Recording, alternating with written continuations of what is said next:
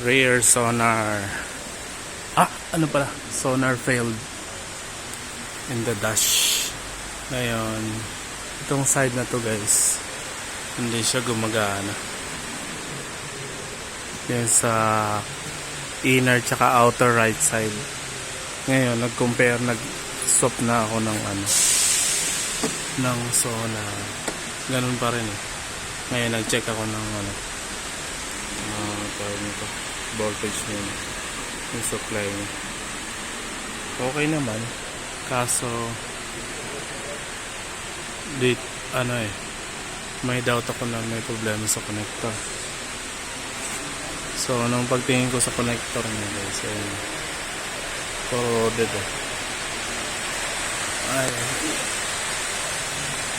corroded.